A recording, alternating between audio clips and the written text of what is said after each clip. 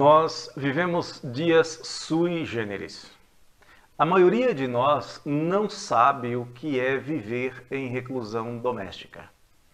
Estamos, de fato, vivendo um tempo muito diferente.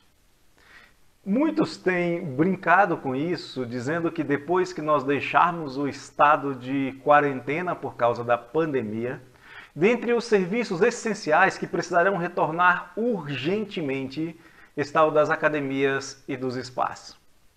Para muitos, ficar em casa significa ingestão de mais calorias e para quase todos significa menor gasto, com o consequente ganho de peso. Não é fácil guardar a boca, não é fácil fechar a boca nesses dias. E para alguns é ainda mais complicado, devido a alguns fatores, como a ansiedade. Mas o sábio, nas Escrituras, nos traz uma advertência sobre algo muito mais importante do que guardar a boca. Eu me lembro da minha primeira mensagem na igreja presbiteriana de Santa Maria da Vitória, no interior da Bahia, no dia 1º de janeiro de 1993. Ali eu aprendi e transmiti à igreja que o que o homem ingere afeta o seu corpo físico, mas não o âmago do seu ser. O Senhor Jesus afirmou que o que de fora entra no homem não o pode contaminar, porque não lhe entra no coração, mas no ventre e sai para lugar escuso, e assim ele considera puros todos os alimentos. Em Provérbios, no capítulo 4, verso de número 23, nós somos conclamados a guardar aquilo que não deve ser contaminado, a guardar o nosso coração, ou seja, o nosso ser, o nosso interior, o âmago do nosso ser, aquilo que nós somos. Assim diz a palavra de Deus, sobre tudo o que se deve guardar, guarda o coração, porque dele procedem as fontes da vida. O que isto significa exatamente? Eu acredito que o escritor sagrado está nos dizendo para tomar cuidado com as influências a que nós estamos expostos. E nesses dias de quarentena, todos estamos expostos, estamos especialmente expostos a uma infinidade de influências. Muita gente tem muito tempo e tem muita coisa a dizer. Hoje, com a ajuda da internet, das lives, chats, Zooms, Instagrams, Facebooks, YouTubers, WhatsApps e outras ferramentas, tem produzido uma infinidade de informação e grande parte dela é desinformação. A desinformação tem crescido exponencialmente. É verdade que na internet nós encontramos estudos bíblicos de excelente qualidade, mas ao mesmo tempo encontramos também absurdos impressionantes.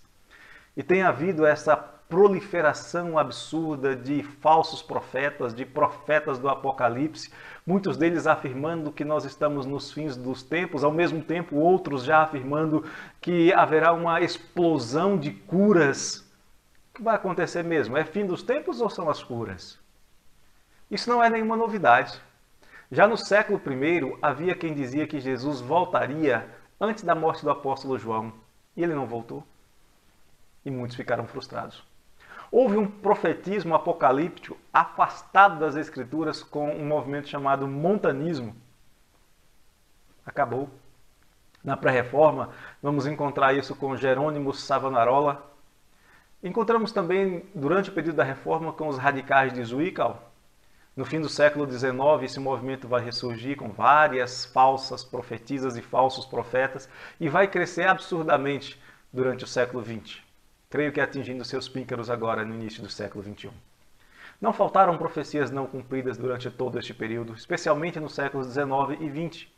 Falsos profetas e falsas profetisas com suas profetadas muitas vezes tentaram marcar o dia da volta do Senhor Jesus, por exemplo. A volta de Jesus foi marcada, remarcada e frustrada inúmeras vezes. Não precisamos ir muito longe para encontrar mães de Násia ou então Joões Bidus Gospel com suas pseudo-profecias apocalípticas absurdas que chamamos de profetadas. Elas vêm a nós através dos nossos celulares e computadores. Infelizmente, muitos cristãos estão se alimentando muito mais dessas profecias furadas, desses revelamentos oriundos desses profetas que a si mesmo enviaram e falam somente dos borborigmos dos seus próprios ventres.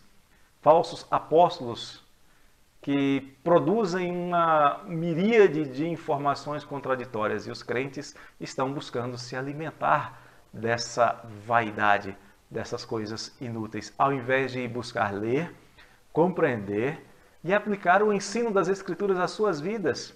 E o pior é que, alimentados desses falsos apóstolos e falsos profetas e profetisas, acabam contestando e rejeitando o ensino dos seus legítimos guias espirituais que passam a sofrer no seu labor. Não percebem que estão desobedecendo a palavra de Deus em Hebreus capítulo 13, verso 17, que diz assim: obedecei aos vossos guias e sede submissos para com eles, pois velam por vossa alma como quem deve prestar contas, para que façam isso com alegria e não gemendo, porque isso não aproveita a vós outros. Falsos profetas e profetisas com suas profetadas não zelam por sua alma. Eles enganam você. E eles não pretendem prestar contas de nada do que estão fazendo, mas prestarão. É uma multidão absurda de gente falando do que não sabe, do que não viu, do que não foi enviado para falar. Eu posso citar aqui, por exemplo, o tolo que ousou decretar na porta do Palácio do Planalto que ninguém mais contrairia o vírus em nosso país. E o número de casos só aumenta, ou seja, ele mentiu. É preciso afirmar com todas as letras que esse indivíduo é um mentiroso, que ele não foi enviado por Deus, não é servo de Deus coisa nenhuma.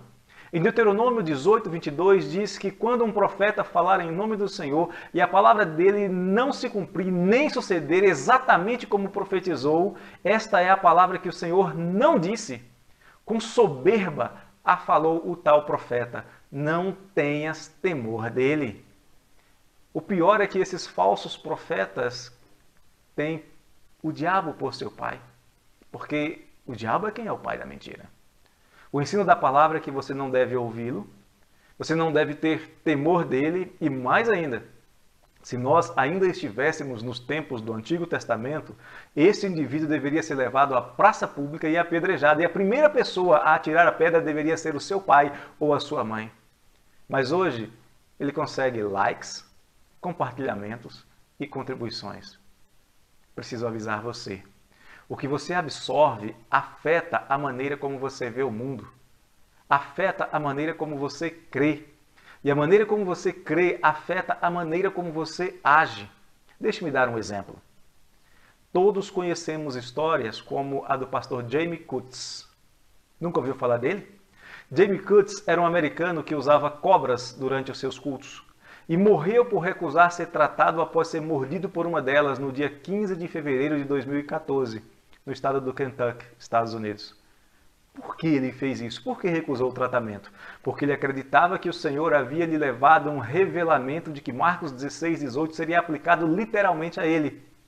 Literalmente na vida dele. Olha só o que diz Marcos 16, 18. Pegarão em serpentes, e se alguma coisa mortífera beberem, não lhes fará mal.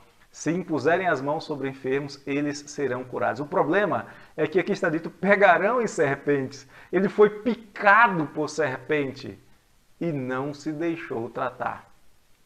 Ele não considerava o fato de que, brincando com serpentes, estava tentando ao Senhor. E o Senhor Jesus diz, não tentarás o Senhor teu Deus. Eu quero concluir contando-lhe uma pequena história, bem pessoal. Sempre que eu ia passar férias na Bahia, eu tinha problemas estomacais. Era a regra e não a exceção. Isso acontecia por um motivo muito simples. Era tanta coisa diferente para experimentar. Umbu, pequi, seriguela, buriti, cajuzinho, buchada, refogado de banana verde, churrasco, peixe, galinha caipira, galinha da Angola, requeijão, doces de todos os tipos. É óbvio que o estômago logo reclamava. E por isso eu acabava tendo que deixar de experimentar outras coisas boas para tomar medicamentos. Diante de toda esta oferta de tolices espirituais, de venenos espirituais, é hora do remédio. Esse remédio pode ser amargo e você pode até não gostar e pode até ficar chateado com o médico, mas é hora do remédio. Eu preciso lhe dizer que é mais do que o momento de você tomar uma atitude, de você fazer algo que pode afetar sua vida em todas as áreas. É hora de você selecionar. É hora de beber de uma só fonte. É hora de deixar de cavar e beber de cisternas rotas e voltar a beber de uma só fonte, beber da palavra de Deus. E o que fazer então com esta multidão de falsos profetas? É simples, dar-lhe todo o crédito que eles merecem. Mas qual é o crédito que eles merecem? Nenhum, absolutamente nenhum. Em Isaías 8:20 é dito o seguinte: há a lei e há o testemunho. Se eles não falarem desta maneira, jamais verão a alva. Não estão fazendo a obra do Senhor esses falsos profetas. Por mais que eles falem, por melhor que eles falem, não merecem crédito nem divulgação. São mentirosos, isso mesmo, mentirosos. Eu não preciso ser politicamente correto, são mentirosos. Portanto, meus queridos, não curtam, não assistam, não consumam, não compartilhem estas bobagens mentirosas. Não se façam cúmplices das obras infrutíferas das trevas. Sobre tudo que se deve guardar, guarda o coração, porque dele procedem as fontes da vida. Não deixe o seu coração ser contaminado por essas bobagens que estão circulando por aí. Simplesmente delete do seu celular, delete do seu WhatsApp, simplesmente delete. Se alguém insistir, bloqueie. Um abraço do coração do pastor.